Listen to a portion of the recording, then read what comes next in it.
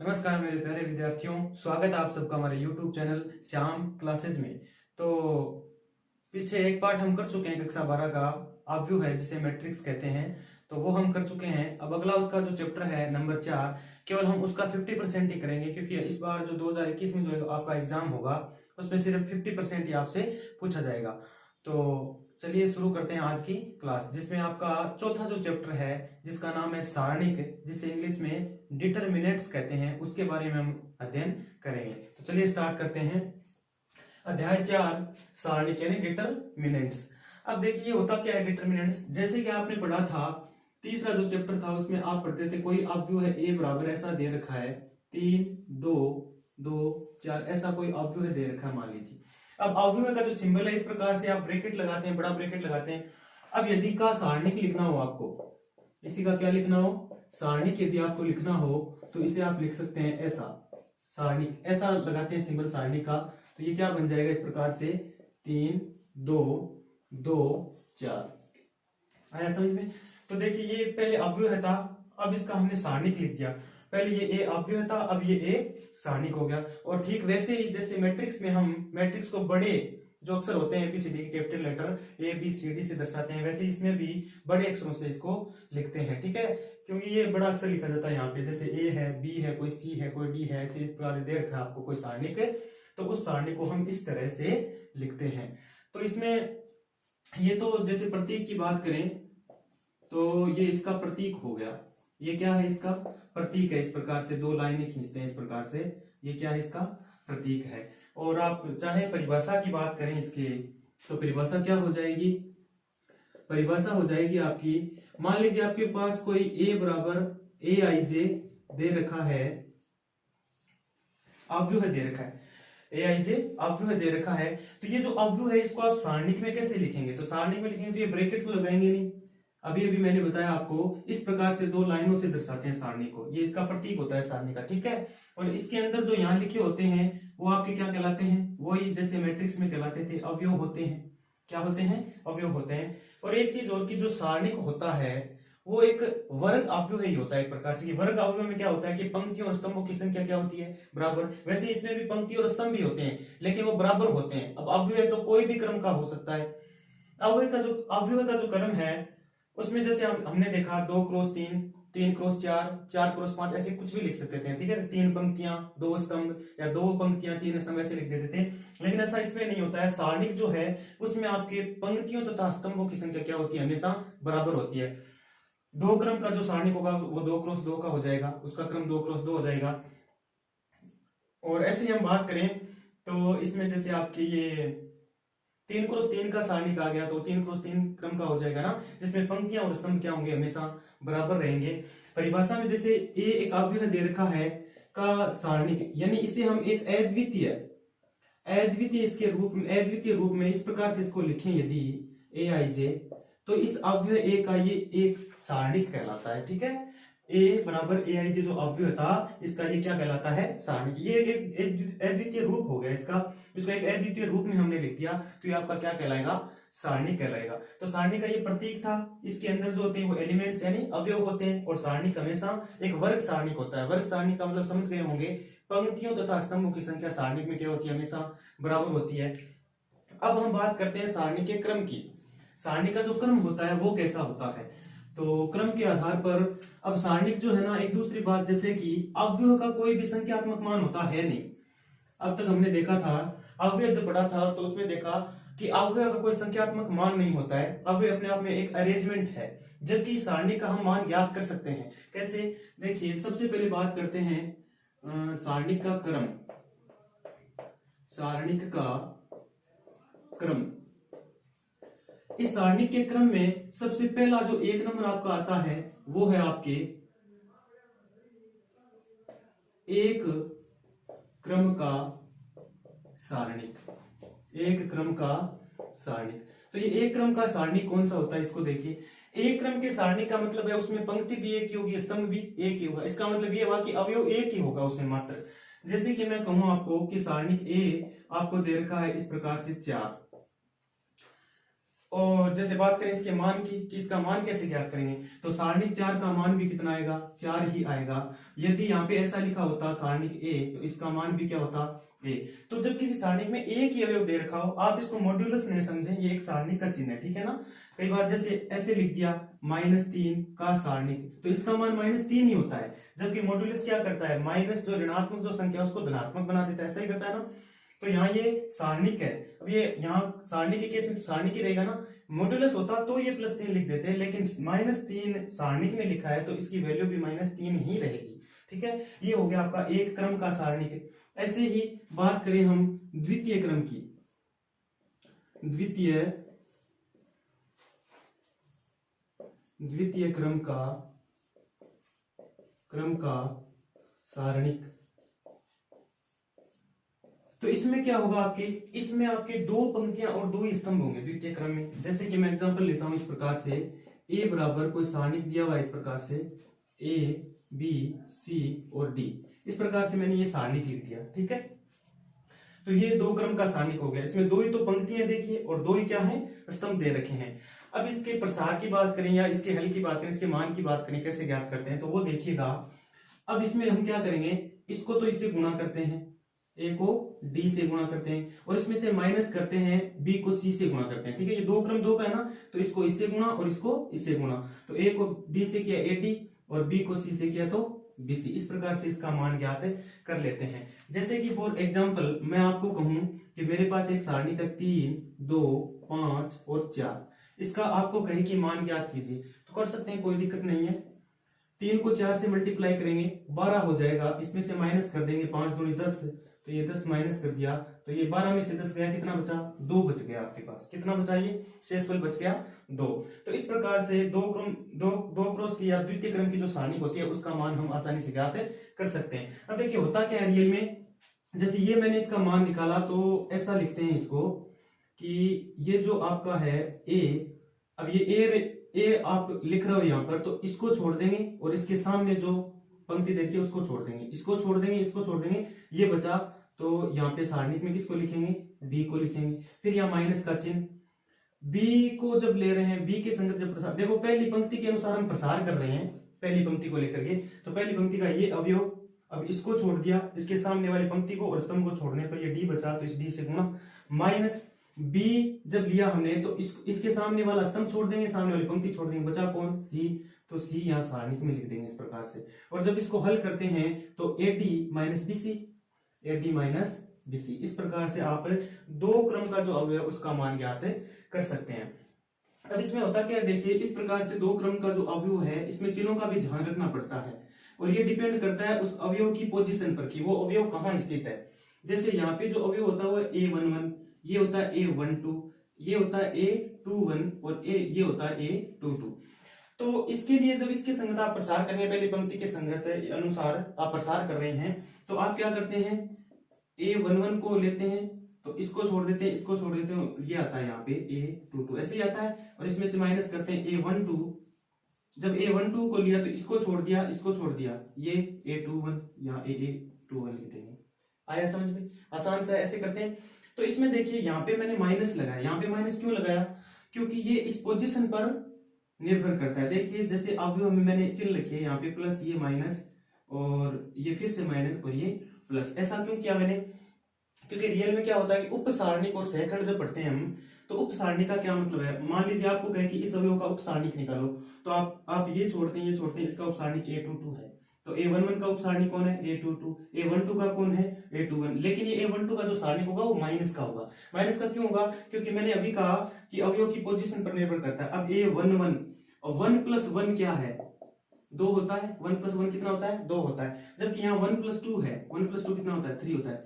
यदि i और j का मान, ये आपका i है, ये j है, ऐसा ही तो है, तो i और j का मान यदि सम हो, यदि क्या हो, सम हो, तब तो चिन्ह आता है धनात्मक। और यदि A12 यहाँ पे 1 और 2 को जोड़ा 3 हो गया, तो i और j की वैल्यू को जब जोड़ा तो 3 हो गया। ये 3 क्या है, विषम नंबर है, ओड नंबर है, तो इसके लिए यहाँ पे माइनस लगा देते हैं, इसीलिए बीच में माइनस लगाया था, इसका और कोई रीजन नहीं है। तो हम अब 3 क्रम का देख लेते हैं, 2 क्रम तक तो देख लिया, अब 3 क्रम का देखेंगे। तो देखिए 3 क्रम में क्या होता है,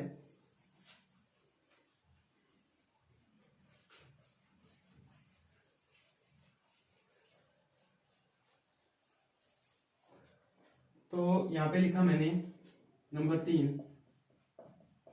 तृतीय क्रम का सारणिक। अब तृतीय क्रम का सारणिक जिसमें 3 ही पंक्तियां होंगी और 3 ही क्या होंगे, स्तंभ होंगे। जैसे मैंने लिखा डेल्टा बराबर, डेल्टा मैं इस सारणिक को लिख रहा हूँ, ठीक है, सारणिक है, ए लिख सकते हो, बी लिख सकते हो, ठीक है। तो डेल्टा बराबर मैंने लिखा यहाँ पर A B C D E F G H और आई। इस प्रकार से मैंने अवयवों को अंदर लिख दिया और आपको कहे कि इसका आप प्रसार कीजिए, तो इसका हम प्रसार कर देंगे, कोई दिक्कत नहीं है। अब इसके लिए मैं यदि चिन्हों की बात करूं तो यहाँ पे प्लस, यहाँ पे माइनस, यहाँ पे वापस प्लस, और यहाँ पर क्या होता है, देखो A11 A12 और यहाँ पे A13 होता है ना, 11 12 13। फिर यहाँ से शुरू करते हैं तो 21 आता है ना, तो ये माइनस, यहाँ पे प्लस, यहाँ पे फिर माइनस। अब यहाँ पे कौन आएगा, यहाँ पे आएगा 31, तो वापस ये वो सम हो गया ना, सम हो गया था, यहाँ प्लस, यहाँ माइनस और यहाँ वापस प्लस। तो इस प्रकार से चिन्हों को इसमें लिखते हैं हम। तो इस चिन्हों का पता चल जाएगा आपको किस प्रकार से क्यों लिखा मैंने।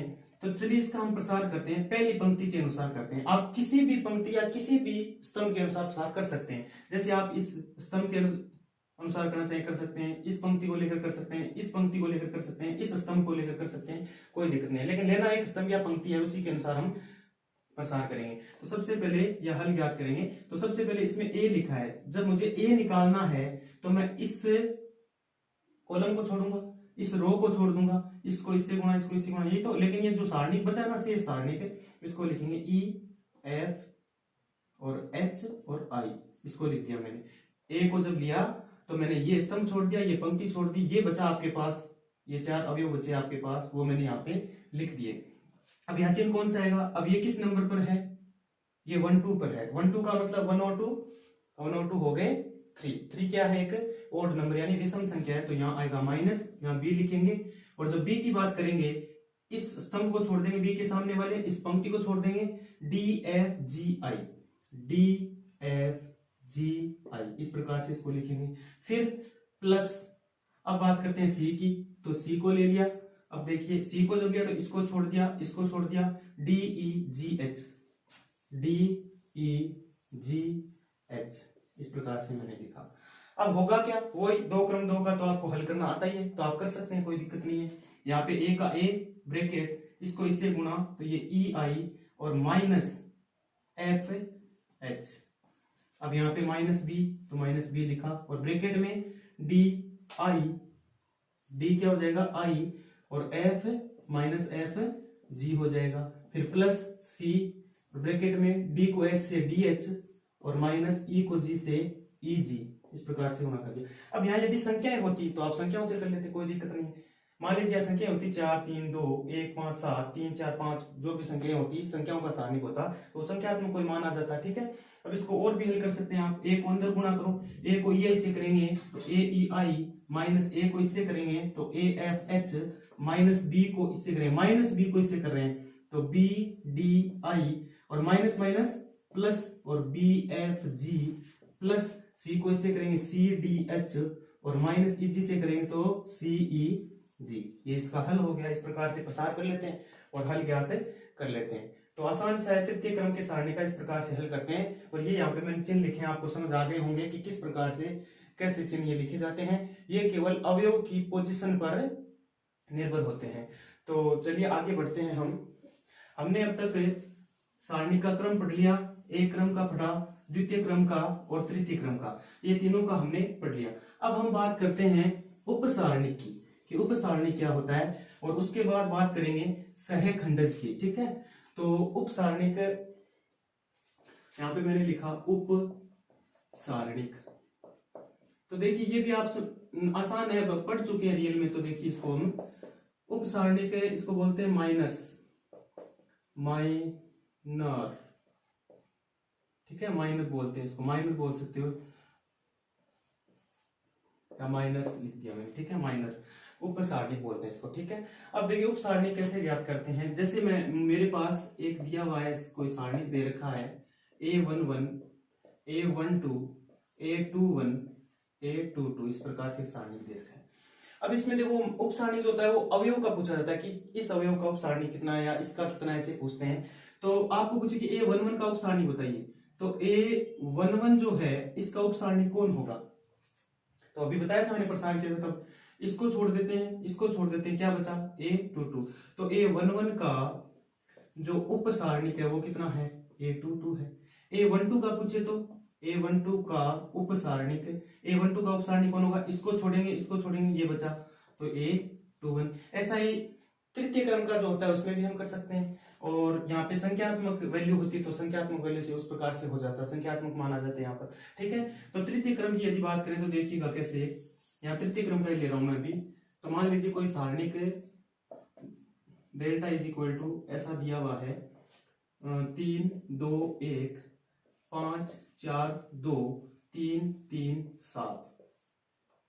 अब देखिए आपको पूछ रहा है किसी भी अवयव का उपसारणिक पूछा जा सकता है, तो आप याद कर सकते हैं, कोई दिक्कत नहीं है। मैं आपको कहूं कि 4 का उपसारणिक बताइए, तो 4 का उपसारणिक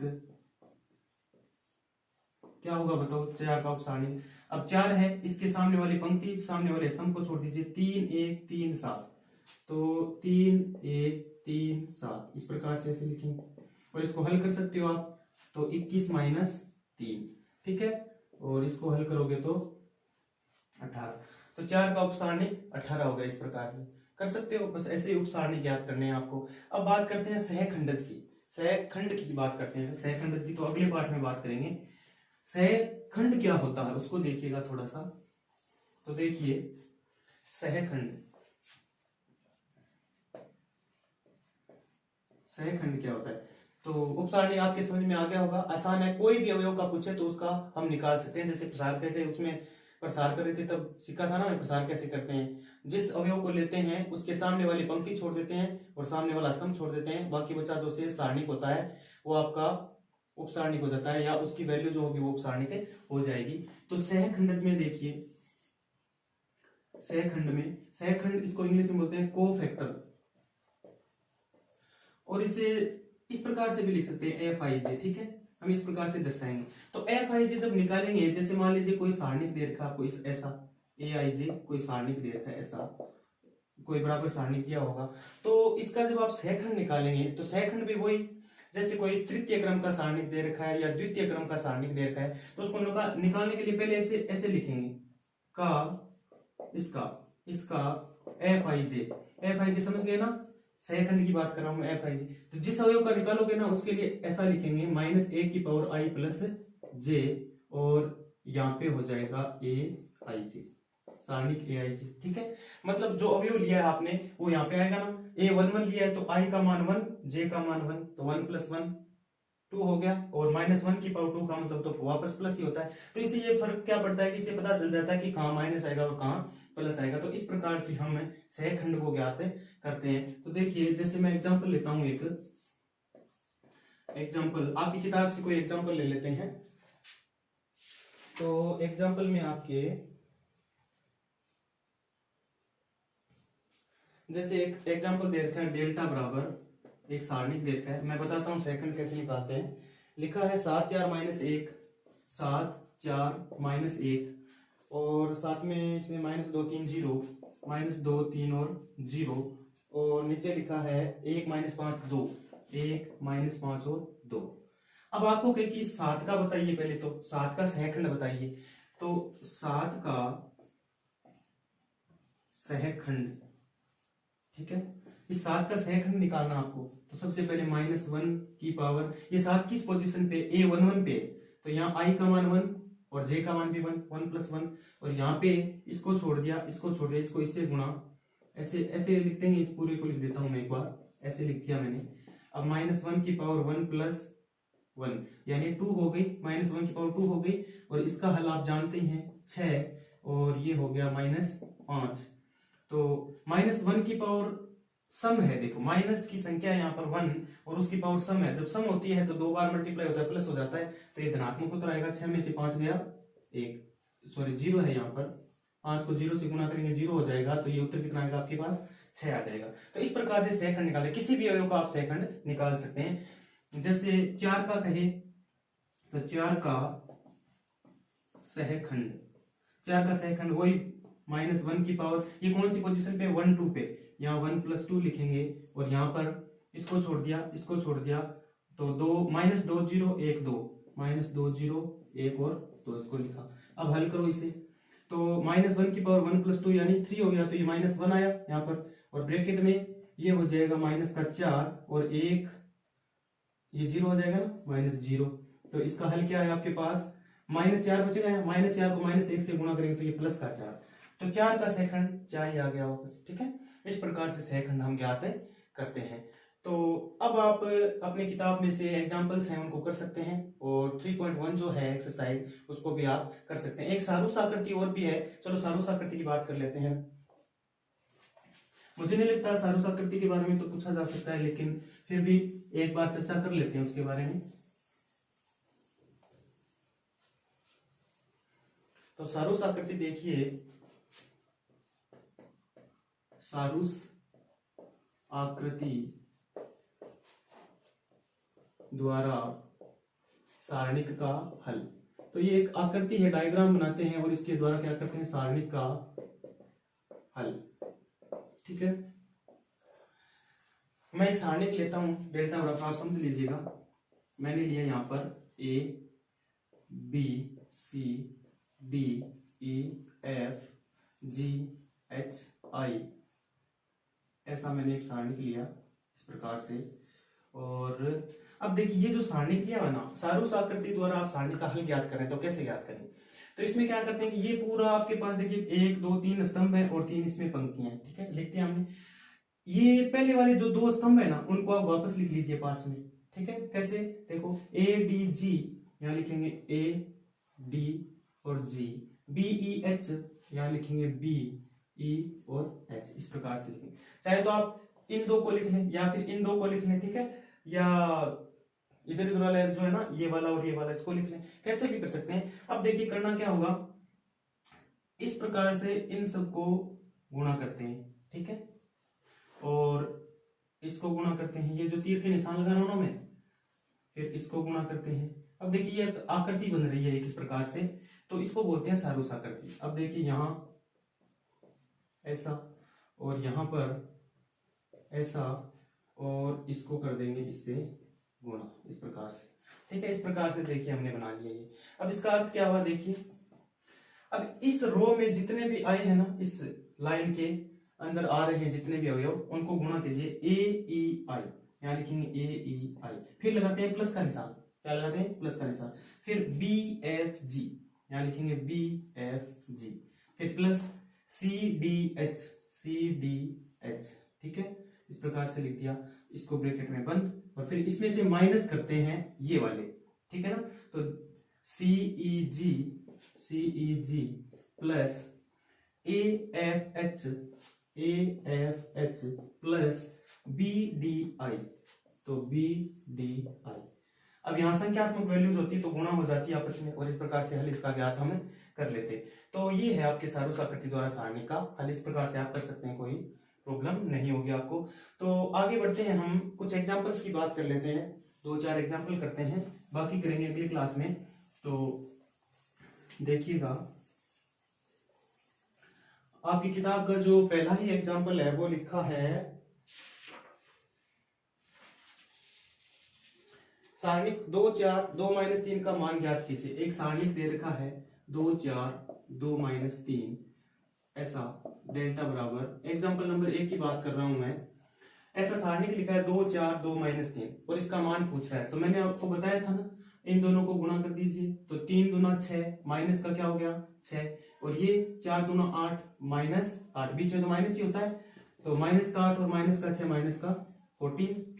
और ऐसे ही दूसरा एग्जांपल बात कर लेते हैं, दूसरे एग्जांपल की, कह रहा है कि एक सारणिक दे रखा है डेल्टा बराबर ऐसा, यहाँ कोस थीटा, यहाँ साइन थीटा, यहाँ माइनस साइन थीटा, और यहाँ कोस थीटा, सॉरी ये है माइनस का, आपके इस प्रकार से दे रखा है। ये आपको एक सारणिक दिया हुआ है और इस सारणिक को आपको गुणा करना है, तो वो हल करना है, मतलब इसका हल निकालना है। इसको इससे गुणा कर दीजिए, कोस स्क्वायर थीटा, और यहाँ माइनस होता ही है, sine theta, minus sine theta को साइन थीटा से गुणा करेंगे तो माइनस का साइन स्क्वायर थीटा। अब ये कोस स्क्वायर थीटा ऐसा का ऐसा माइनस माइनस हो जाएगा प्लस, और ये साइन स्क्वायर थीटा, और इसकी वैल्यू कितनी होती है 1, तो ये इसकी वैल्यू आ गई। चलिए अगले एग्जाम्पल की बात कर लेते हैं। अगला एग्जाम्पल है आपके 3x3 का है, तो वैसे ही कर लेंगे जैसे ये किया था, ठीक है ना। फिर उससे अगला है कि k का मान ज्ञात कीजिए, कैसा और दे रखा है। एग्जाम्पल नंबर 4 की बात कर रहा हूं मैं सीधा, और तीसरा आप कर सकते हैं, उसमें कोई दिक्कत नहीं होगी आपको। तो ऐसा दिया हुआ है डेल्टा बराबर k, यहाँ पर 4, और इसने लिखा है 2 4, यहाँ पे 8 लिखा हुआ है, और इसके बराबर दे रखा है 4 हो तो k की वैल्यू बताइए। ऐसा आपसे पूछा जा रहा है कि k की वैल्यू बताइए। तो देखिए कैसे करेंगे, बस वही आपको पता है सॉल्यूशन के अंदर ये आपको दिया हुआ है डेल्टा बराबर, तो ऐसा दे रखा है कि 8 2 4 ऐसा डेल्टा के बराबर दिया हुआ है ना, और बराबर 4 या डेल्टा मत लिखो यहाँ पे।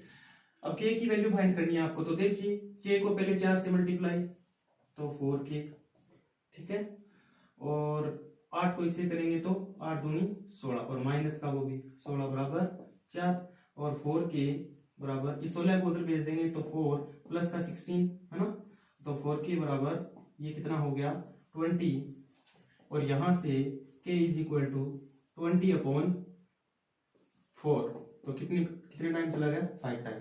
तो ये इस प्रकार से आपका क्या हो गया आंसर हो गया। तो इस प्रकार से सवालों को आपको हल करना है, और 4.1 जो एक्सरसाइज है वो आप आसानी से बिना किसी प्रॉब्लम के कर सकते हैं, क्योंकि एकदम आसान है। आप करिएगा, और अगले वीडियो में वो करवा दूंगा सारे क्वेश्चन। धन्यवाद मित्रों।